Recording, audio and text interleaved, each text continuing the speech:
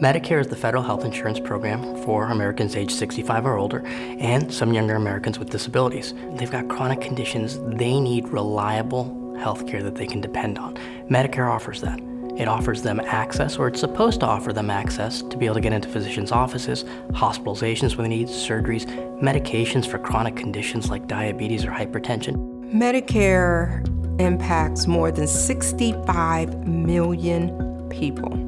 The patient population in my practice is approximately 3,500 patients. 1/3 of our patients rely on Medicare. The problem is we've now hit that point where every time a physician sees a patient with Medicare, as it's currently reimbursed, they lose money on that patient.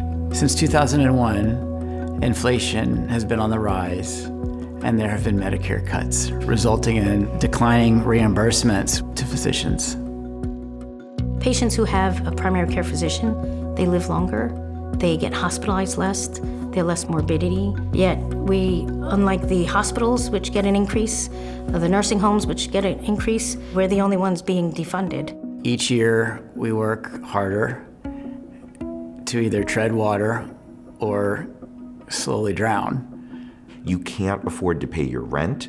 You can't afford to pay your staff. You don't have the services, so you have few choices. We're now seeing physicians leave in hordes. They're retiring early. They're not going into primary care. They want to be able to provide care to patients and access to patients. And sometimes that means not taking Medicare patients. We don't want that. So we're seeing increasing populations coming in and getting their primary care in the emergency department where they're not equipped to manage those patients.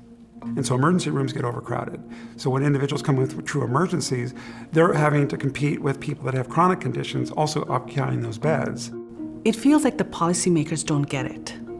They're more focused on budget and budget cuts. Take it away from Medicare, put it somewhere else, the physicians will manage. What they don't realize is that at a certain point, we will not have practices to support the patients. When we close our doors, it is bad for patients. It's bad for our employees, it's bad for our towns, it's bad for the state. Oftentimes you have large swaths of a community where there's one doctor and limited healthcare options. The removal of a doctor could devastate an entire community.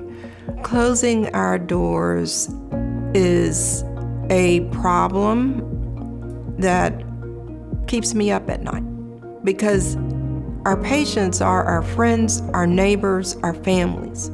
By 2035, it's projected that there's going to be over 120,000 physician shortage in America.